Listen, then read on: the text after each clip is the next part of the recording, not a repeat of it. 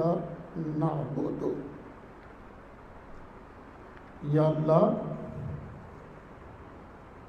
ہمیں توفیق عطا فرما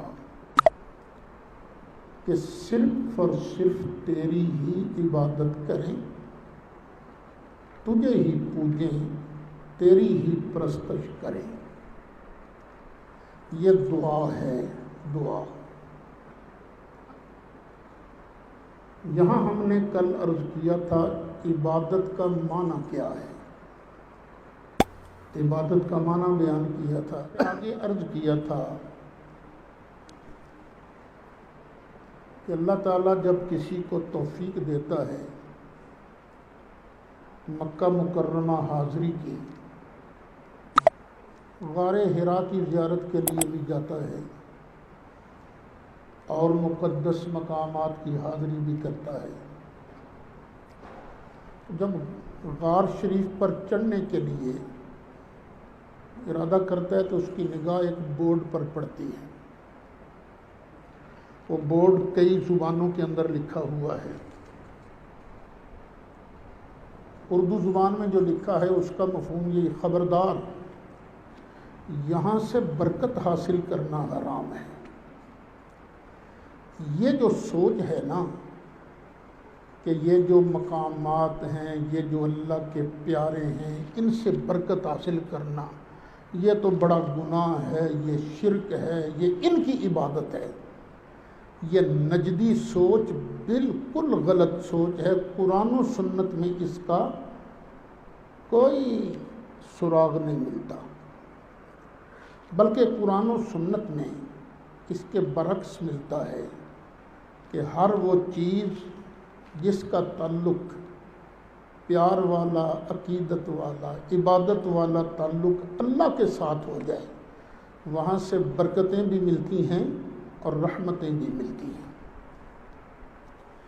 پھر دیکھیے، ایک فطرت ہے کہ جس بندے کو کسی سے نفع ملے، کسی سے فائدہ ملے، تو بندے کے دل میں خود بخود اس کے لیے احترام کا، عقیدت کا جذبہ پیدا ہوتا ہے۔ کیوں؟ اس سے کچھ ملا ہے نا، اس سے ملا ہے، اب اس کا احترام بھی کرتا ہے، اس سے عقیدت بھی کرتا ہے۔ اب اللہ والوں کی طرف جو چیزیں منسوب ہیں،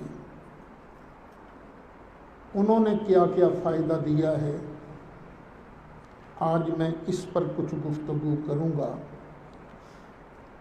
جو حضرات قرآن شریف پڑھتے رہتے ہیں ان کو پتہ ہے کہ جناب سیدنا موسیٰ کلیم اللہ علیہ السلام کے زمانہ میں بنی اسرائیل کا ایک آدمی قتل ہو گیا۔ کچھ یوں اشارات ملتے ہیں، دو چچا زاد بھائی تھے، ایک امیر دوسرا غریب، اور اس امیر کا کوئی اور والی وارث تھا بھی نہیں، تو غریب چچا زاد جو ہے اس نے سوچا اگر یہ مر جائے اس کا سارا مال تو مجھے ملے گا۔ اس نے اسے راتوں رات قتل کیا، اٹھایا، ایک اور بستی کے درمیان جا کر ناش چھوڑ کے واپس آ گیا۔ صبح شور بھی مچا دیا، وہ کدھر گیا، میرا کزن کدھر گیا، کدھر گیا، ادھر سے ملا، وہ کہے نہیں تم نے مارا ہے،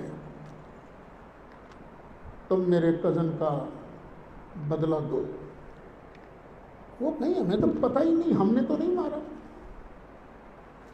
جب جھگڑا بڑھ گیا، دونوں فریق جناب موسیٰ علیہ السلام کی بارگاہ میں آئے۔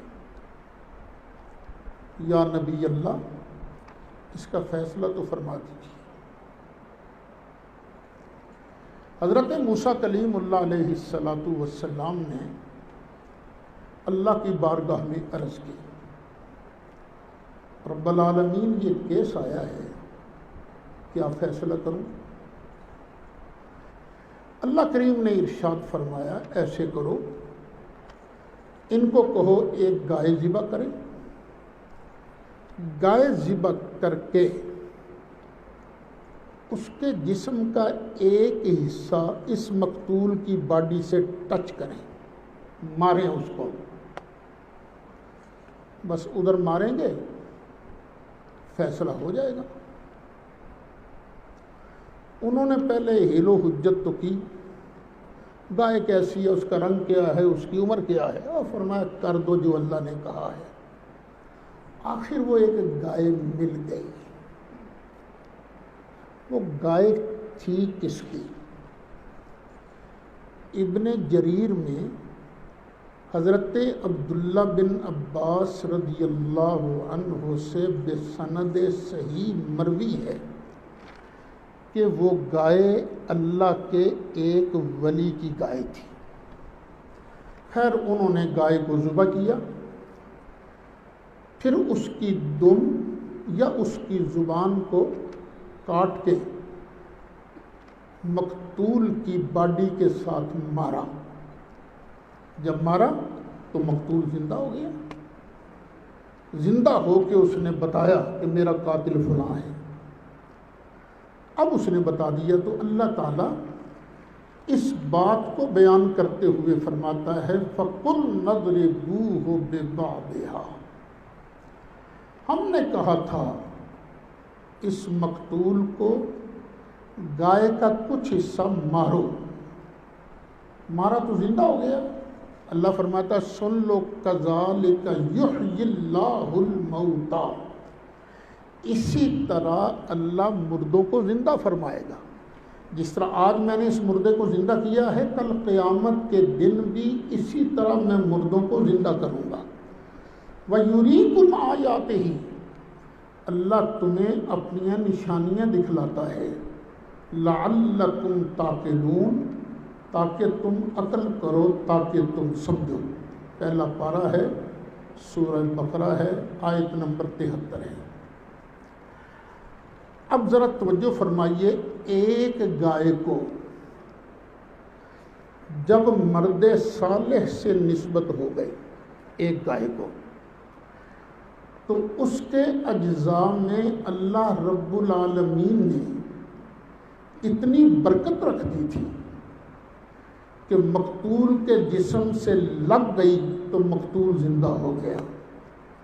اسی طرح اولیاء اللہ کے ساتھ کسی بھی گناہگار کو نسبت ہو جائے تو اللہ تعالیٰ اس نسبت کی وجہ سے مردہ دل کو بھی زندہ فرما دیتا ہے۔ اب چلتے ہیں اصحاب کہف کا ذکر کرتے ہیں۔ اصحاب کہف کا جب لوگوں کو پتہ چلا، یہ تو وہی لوگ ہیں جو آج سے 300 سال کے قریب پہلے گم ہو گئے تھے، تو لوگ ان کے پیچھے پیچھے چلے، وہ غار میں گئے۔ یہ اصحاب کہف غار میں پہنچے، اللہ تعالیٰ نے ان کو موت دے دی۔ وہ جب مر گئے وہیں دفن بھی ہوئے۔ جب دفن ہو گئے تو ان اصحاب کہف کا احترام، ان سے عقیدت لوگوں کے دلوں میں بہت زیادہ بڑھ گئی۔ حکومت تھی کافروں کی، انہوں نے اور مسلمانوں نے مل کر سوچا کہ یار یہ تو بڑے عظمت والے لوگ تھے، ہمیں ان کا احترام کرنا ہے۔ کافر نے اور اس کے ساتھیوں نے کہا ہم نہ ان کی قبر پر ایک شاندار بلڈنگ بناتے ہیں،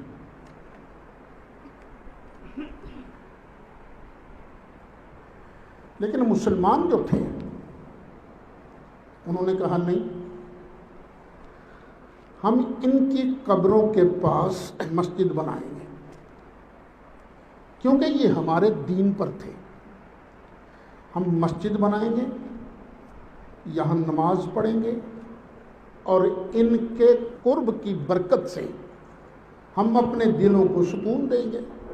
اللہ اس بات کو بیان کرتا ہے وَقَالَ الَّذِينَ غَلَبُوا عَلَىٰ أَمْرِهِمْ،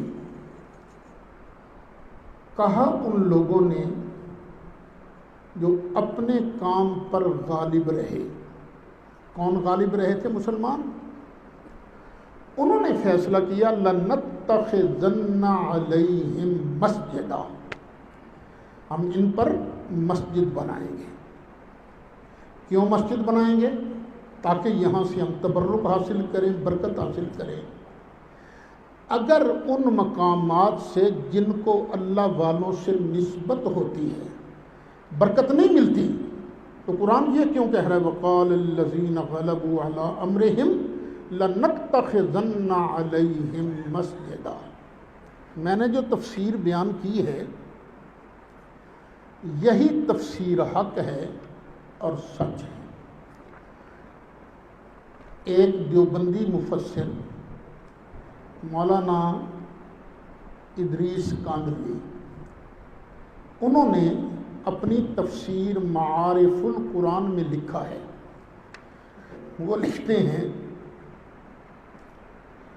کہ بالآخر جو لوگ اپنی بات میں غالب رہے،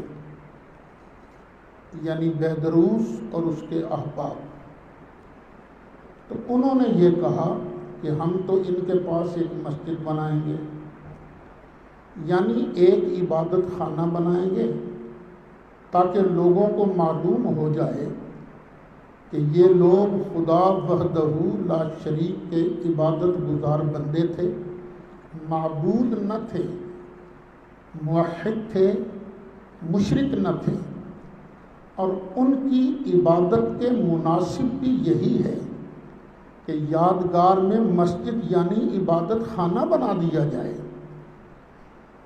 قبروں کو سجدہ گاہ بنانا ناجائز اور حرام ہے، اور قبروں کے قریب مسجد بنانا جائز ہے۔ جب کچھ لوگوں کو سمجھ نہیں آئی تو انہوں نے گڑبڑ کر دیا مسئلہ، تو کاندھلی صاحب اسی میں فرق کر رہے ہیں۔ ایک ہے قبر کو مسجد بنانا، ایک ہے قبر کے قریب مسجد بنانا۔ تو مفتی صاحب لکھ رہے ہیں کہ قبروں کو سجدہ گاہ بنانا ناجائز اور حرام ہے، اور قبروں کے قریب مسجد بنانا جائز ہے۔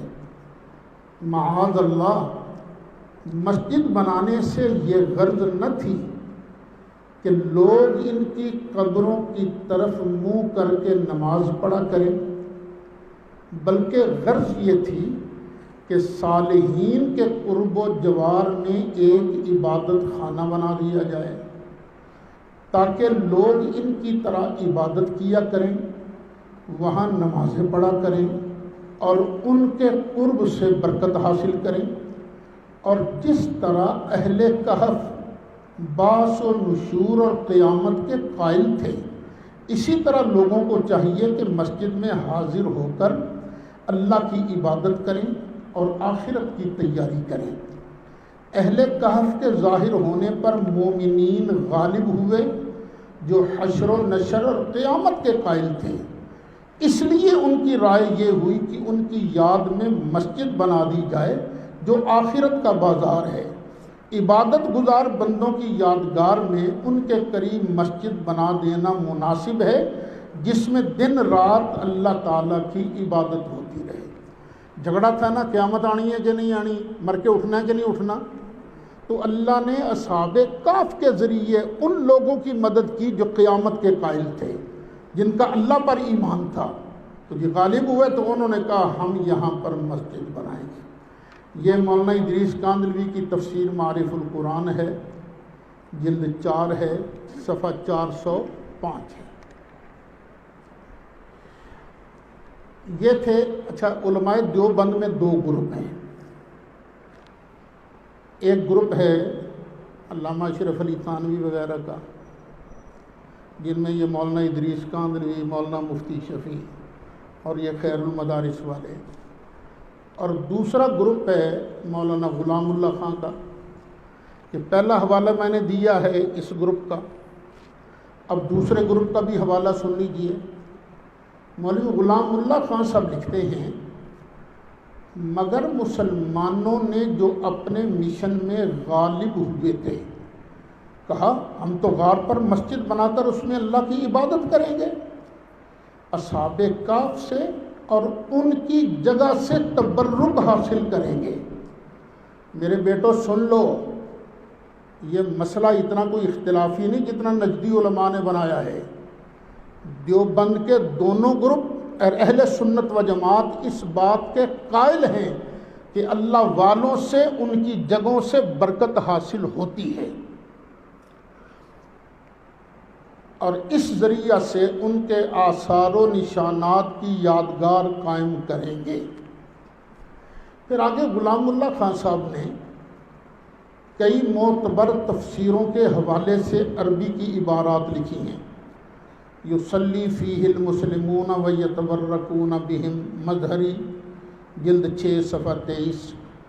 یصلی فیہ المسلمون ویتبرکون بمکانہم، مدارک۔ لنتخذن علیہم مسجدا نعبد اللہ فیہ ونستبقی آثار اصحاب الکہف بسبب ذلک المسجد، تفسیر کبیر جلد 1 صفحہ 710۔ یہ ساری باتیں لکھی ہیں مولوی غلام اللہ خان صاحب نے جواہر القرآن جلد 2 صفحہ 656۔ اچھا، مولانا غلام اللہ خان صاحب کی مذکورہ تفسیر کے مطالعہ سے روز روشن کی طرح واضح ہو گیا کہ اللہ والوں کے مزارات سے برکت حاصل کرنا اور ان کے پڑوس میں مسجد بنانا بالکل جائز ہے۔ میں نے یہ تفصیل اس لیے بیان کی ہے کہ آگے نجدی فکر کے دلائل وہ بھی آپ کے سامنے رکھنے ہیں۔ پاکستان میں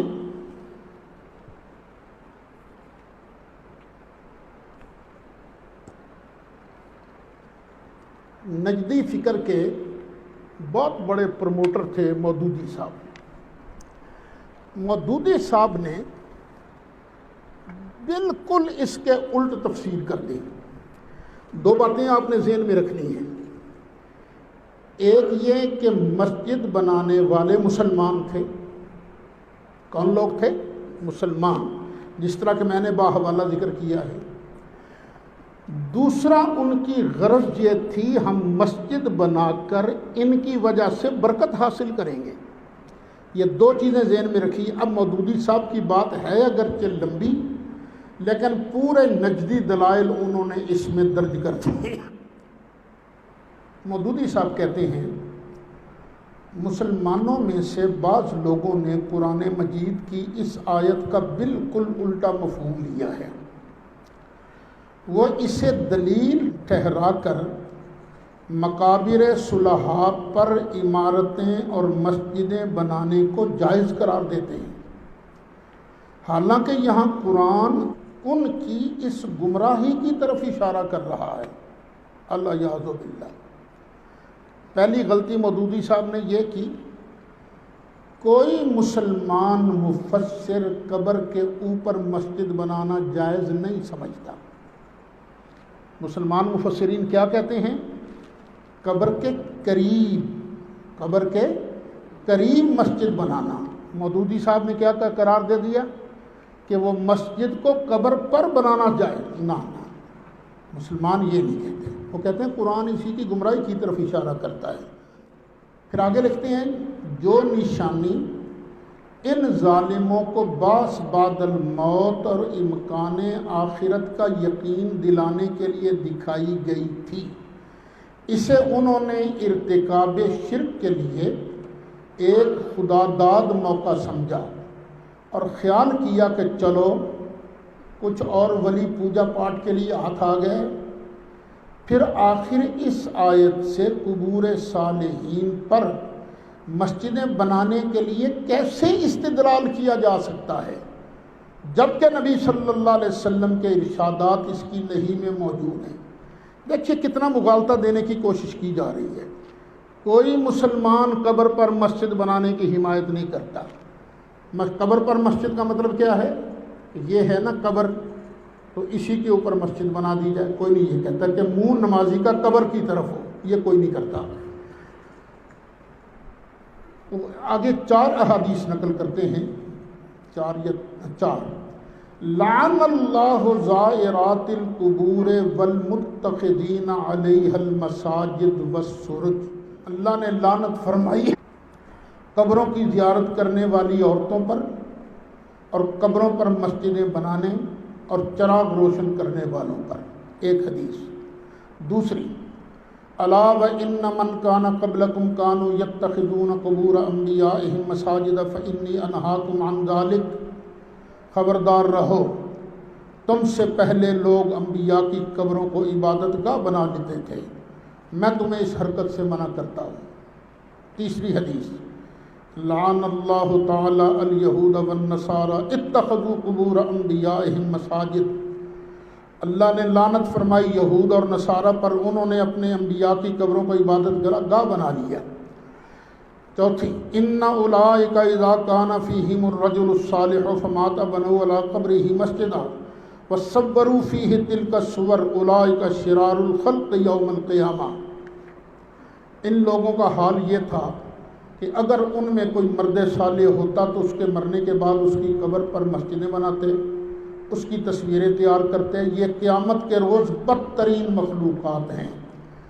4 حدیثیں نقل کرنے کے بعد اب مودودی صاحب تبصرہ کیا کرتے ہیں کہ نبی اکرم صلی اللہ علیہ وسلم کی ان تصریحات کی موجودگی میں کون خدا ترس آدمی یہ جرأت کر سکتا ہے کہ قرآن مجید میں عیسائی پادریوں اور رومی حکمرانوں کے جس گمراہانہ فعل کا حکایتاً ذکر کیا گیا ہے اس کو ٹھیک وہی فعل کرنے کے لیے دلیل و حجت ٹھہرائے۔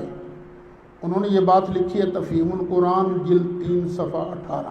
مودودی صاحب نے یہاں شدید ٹھوکر کھائی ہے۔ کیا؟ نمبر 1، جن لوگوں نے مسجد بنانے کی رائے ظاہر کی تھی مودودی نے انہیں گمراہ اور شرک کا مرتکب قرار دیا۔ حالانکہ سوچنے کی بات یہ ہے، مسجدیں مشرک تو نہیں بناتے نا، مسجدیں تو لا الہ الا اللہ محمد الرسول اللہ کہنے والے بناتے ہیں۔ اچھا پھر باقی مفسرین کو دیکھیں، جلیل و قدر مفسرین کو، تو وہ تصریح کرتے ہیں کہ یہ لوگ مسلمان تھے۔ مودودی صاحب کسی بنا پر کہتے ہیں کہ وہ لوگ مشرک تھے۔ اب دیکھیے مدارک میں ہے من المسلمین وملکہم، یہ مسلمانوں میں سے تھے جنہوں نے کہا، مسلمان تھے اور ان کے بادشاہ نے کہا۔ یہ ہے تفسیر مدارک جلد 3 صفحہ 119۔ تفسیر کبیر کے اندر ہے، امام رازی رحمۃ اللہ علیہ آپ ارشاد فرماتے ہیں، اچھا بڑی مزیدار تفسیر ہے تفسیر کبیر، بڑی انہوں نے بحثیں کی ہیں، بعض لوگوں نے تو اس پر پھبتی بھی کسی ہے کہ کل شیء فی الکبیر الا التفسیر، کبیر میں ہر شے ہے تفسیر نہیں ہے، نہیں، تفسیر میں بھی اس کا پایہ بہت اونچا ہے۔ امام راضی کہتے ہیں ان بعضهم قال الاولی ان یسد باب الکهف، بعض نے کہا کہ یہ جو غار کا دروازہ ہے نا اس کو ہم بند کر دیتے ہیں، لئلا يدخل علیہم احد، تاکہ کوئی بندہ اندر نہ جا سکے، ولا یقف علی احوالہم انسان، اور کوئی انسان بھی ان کے احوال پر واقفیت حاصل نہ کر سکے۔ ان الکفار قالوا، کافروں نے کہا، انہم کانوا علی دیننا، کہ وہ تو ہمارے دین پر تھے، فنتخذ علیہم بنیانا، ہم وہاں بنیان بنائیں گے، بلڈنگ بنائیں گے، عمارت بنائیں گے۔ والمسلمون قالوا، مسلمانوں نے کہا کانوا علی دیننا، وہ ہمارے دین پر تھے، فنتخذ علیہم مسجدا، تو ہم ان کے قریب مسجد بنائیں گے۔ اب دونوں باتیں مفسرین نے بیان کی، پہلے بھی بیان ہو چکا ہے۔ یہ کہنے والے کون لوگ تھے کہ ہم مسجد بنائیں گے؟ مسلمان۔ اور یہ مسجد کس لیے بنائیں گے؟ کہ ہم ان کے قرب سے برکت حاصل کریں گے۔ امام راضی یہ بات نقل کرنے کے بعد آگے ارشاد فرماتے ہیں وَهَذَا الْقَوْلُ يَدُلُّ عَلَىٰ أَنَّ أُولَٰئِكَ الْأَقْوَامَ كَانُوا عَارِفِينَ بِاللَّهِ مُعْتَرِفِينَ بِالْعِبَادَةِ وَالصَّلَاةِ، یہ بات اس بات کی دلیل ہے کہ یہ لوگ عارف باللہ تھے اور اللہ تعالیٰ کی عبادت اور نماز کے قائم تھے۔ تفسیر جلالین یہ مدارس میں پڑھائی جاتی ہے، وہاں صراحتاً لکھا ہے وَهُمُ الْمُؤْمِنُونَ، یہ لوگ مومن تھے۔ اسی کا حاشیہ ہے الفتوحات الالہیہ۔ قال ابن عباس، عبداللہ بن عباس فرماتے ہیں فقال المسلمون، مسلمانوں نے کہا نبنی علیہم مسجدا، کہ ہم اس پر مسجد بنائیں گے، یصلی فیہ الناس، تاکہ لوگ وہاں نماز پڑھیں، لأنہم علی دیننا، اس لیے کہ وہ ہمارے دین پر تھے۔ اب آپ نے مفسرین کرام کی تصریحات سنی، بالخصوص صحابی رسول حضرت عبداللہ بن عباس رضی اللہ عنہما کی تصریح بھی سنی، جس سے بات واضح ہو گئی کہ یہ بنانے والے مسجد مسلمان تھے، شرک کے مرتکب اور گمراہ نہیں تھے۔ اب ہم آخر میں مودودی صاحب ہی کے ایک سابق ساتھی جو جماعت اسلامی کے بنانے والوں میں تھے جاوید احمد غامدی صاحب کے استاد، علمی پایا ان کا مودودی صاحب سے کم نہیں تھا، علامہ امین احسن اصلاحی۔ انہوں نے بھی قرآن پاک کی تفسیر لکھی ہے جس کا نام ہے تدبر قرآن۔ اس کے اندر لکھتے ہیں قرآن مجید نے ان لوگوں کی یادگار کو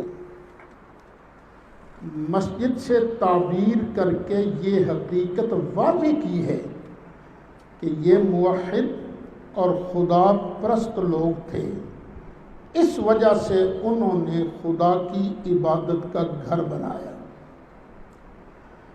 تدبر قرآن جلد 4 صفحہ 575۔ پھر ایک بات کی طرف اور بھی توجہ فرمائیے، مودودی صاحب نے لکھا ہے کہ قرآن ان لوگوں کی گمراہی کی طرف اشارہ کر رہا ہے، یہ بھی بالکل غلط ہے اور قرآن فہمی سے ناآشنائی کا ثبوت ہے۔ مودودی صاحب نے یہ بات لکھی کہ قرآن ان کی گمراہی کی طرف اشارہ کر رہا ہے۔ یہ بات لکھنا اس بات کی دلیل ہے کہ مودودی صاحب کو کچھ اور آتا ہو تو آتا ہو، قرآن نہیں آتا تھا۔ چلو باقی کا قرآن آتا ہوگا، لیکن اس طرح کے مقامات ان کی سمجھ سے بہت دور تھے۔ مودودی صاحب تو ہو گئے ہیں فوت، ان کے جو متبعین ہیں، ان کے جو پیروکار ہیں، جماعت اسلامی کے عہدیداران ہیں، ان کے ورکر ہیں، ان سے گزارش ہے کہ برائے مہربانی قرآن کھول کر ہمیں اس لفظ کا پتہ بتائیں جس سے ان کی گمراہی کا اشارہ ملتا ہو۔ سارا قرآن کھول لیں گے، یہ لفظ آپ کو کہیں نہیں ملے گا۔ تو توبہ کر لیجئے۔ بس میں نے پہلے عرض کیا تھا کہ غلطی ہر ایک سے ہوتی ہے، اللہ سے غلطی نہیں ہوتی، اللہ کے فضل سے رسول اللہ صلی اللہ علیہ وسلم سے غلطی نہیں ہوتی، باقی ہر ایک سے غلطی ہو سکتی ہے۔ ہم اہل سنت تو صحابہ کرام کو بھی معصوم نہیں مانتے، اہل بیت کو بھی معصوم نہیں مانتے، ہم ان کو محفوظ مانتے ہیں۔ تو مودودی صاحب سے غلطی ہو گئی تو مان لو بھی غلطی ہو گئی، جھگڑا بڑھانے کا کیا فائدہ؟ اچھا، مودودی صاحب نے جو 4 حدیثیں نقل کی ہیں، یہ چاروں حدیثیں حق ہیں، سچ ہیں۔ الحمدللہ ہم اہل سنت ان چاروں حدیثوں پر عمل کرتے ہیں۔ کسی بھی قبر کو سجدہ گاہ بنانا حرام اور موجب لعنت ہے، یہ ہمارا اہل سنت کا ایمان اور عقیدہ ہے۔ لیکن نجدی صاحبان ہمیں یہ تو بتا دیجیے، قبر کے قریب مسجد بنانا کیسے گناہ ہو گیا؟ یہ کیسے گناہ ہے کہ قبر کے قریب جو ہے مسجد نہیں بنا سکتے آپ؟ یہ کہاں سے ثابت ہوا؟ قبر پر مسجد بنانا اور چیز ہے، قبر کے قریب مسجد بنانا اور چیز ہے۔ ایک اور دیوبندی عالم مفتی شفیع صاحب، انہوں نے بھی تفسیر لکھی ہے معارف القرآن۔ انہوں نے اس آیت کی تفسیر میں لکھا مسئلہ، اس واقعہ سے اتنا معلوم ہوا کہ اولیاء صلحاء کی قبور کے پاس نماز کے لیے مسجد بنا دینا کوئی گناہ نہیں۔ اور جس حدیث میں قبور انبیاء کو مسجد بنانے والوں پر لعنت کے الفاظ آئے ہیں، اس سے مراد خود قبور کو سجدہ گاہ بنا دینا ہے، جو بالاتفاق شرک اور حرام ہے۔ یہ نجدی فکر پتہ نہیں، میں حرم نبوی کے اندر موجود تھا، وہاں عصر کے بعد کچھ مولوی صاحبان درس دیتے ہیں نا، ایک عربی میں درس دے رہا تھا کہ ایک مسجد ہے، اس کے پاس قبریں ہیں تو اب کیا کریں؟ تو پتہ کیا جواب دیا؟ توبہ توبہ، مسجد کے پاس قبریں ہونا تو حرام ہے، قبر کو اکھیڑ دو، وہاں سے مردے کا جسم نکالو، وہاں سے کسی اور جگہ ڈال دو۔ یہ وہاں بیان ہو رہا تھا حرم نبوی کے اندر۔ پتہ نہیں کہاں سے یہ دین سیکھ کے آئے ہیں۔ ایک بزرگ گزرے ہیں، نقشبندی بزرگ ہیں، جن کو سارے مانتے ہیں۔ ان کا نام ہے حضرت قاضی ثناء اللہ پانی پتی رحمۃ اللہ علیہ۔ بہت بڑے عالم تھے اور بہت بڑے ولی کامل بھی تھے۔ یہ بیعت تھے حضرت مرزا مظہر جانے جانا رحمۃ اللہ علیہ کے۔ کئی مرتبہ ایسے ہوتا کہ حضرت مرزا مظہر جانے جانا رحمۃ اللہ علیہ شہید، وہ یکدم اپنی جگہ سے کھڑے ہو جاتے۔ لوگ پوچھتے ہیں کہ آپ کیوں کھڑے ہوئے؟ تو فرماتے کہ میرا قاضی آ رہا ہے۔ مرید پوچھتے جی آپ کو کیسے پتہ چل گیا؟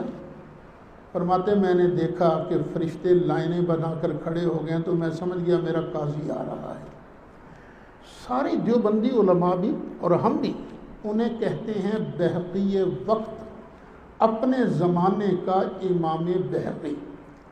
آپ اپنی تفسیر مظہری میں ارشاد فرماتے ہیں هذه الآیۃ تدل علی جواز بناء المسجد لیصلی فیہ عند مقابر اولیاء اللہ قصدا للتبرک بہم۔ یہ آیت مبارکہ اس بات کی دلیل ہے کہ اولیاء اللہ کے مزارات کے قریب ان سے برکت کا قصد کرتے ہوئے نماز کے لیے مسجد بنانا جائز ہے۔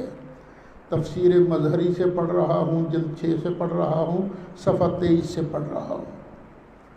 اچھا، اس کے بعد حضرت قاضی صاحب رحمۃ اللہ علیہ، قاضی ثناء اللہ صاحب پانی پتی رحمۃ اللہ علیہ، یہ چاروں حدیثیں جو مودودی صاحب نے پیش کی ہیں نا، یہی چاروں حدیثیں نقل کرنے کے بعد فرماتے ہیں وَلَا دَلَالَةَ لَهَا عَلَىٰ كِرَاهَةِ بِنَاءِ الْمَسْجِدِ لِقُرْبٍ مِّنْهَا وَمَعْنَىٰ اتَّخَذُوا قُبُورَ أَنْبِيَائِهِمْ مَسَاجِدَ أَنَّهُمْ لَيَسْجُدُونَ إِلَى الْقُبُورِ كَمَا هُوَ صَرِيحٌ فِي حَدِيثِ أَبِي مَرْثَدِ الْغَنَوِيِّ قَالَ قَالَ رَسُولُ اللَّهِ صَلَّى اللَّهُ عَلَيْهِ وسلم وَلَا تَجْلِسُوا عَلَى الْقُبُورِ وَلَا تُصَلُّوا إِلَيْهَا۔ یہ احادیث اس بات پر قطعاً دلالت نہیں کرتی کہ مزارات کے قریب مسجد کی تعمیر منع ہے، اور حدیث مبارکہ جس میں ہے کہ اللہ تعالیٰ نے ان یہودیوں اور عیسائیوں پر لعنت فرمائی ہے جنہوں نے انبیاء علیہم السلام کی قبروں کو مساجد بنا لیا۔ اس حدیث کا معنی یہ ہے کہ انہوں نے قبروں کو سجدہ گاہ بنا لیا کہ وہ قبروں کو سجدہ کرتے تھے۔ اور آگے قاضی صاحب فرماتے ہیں اسی معنی کی تصریح حضرت مرثد الغنوی کی وہ حدیث ہے جسے امام مسلم نے روایت کیا کہ نبی مکرم صلی اللہ علیہ وسلم نے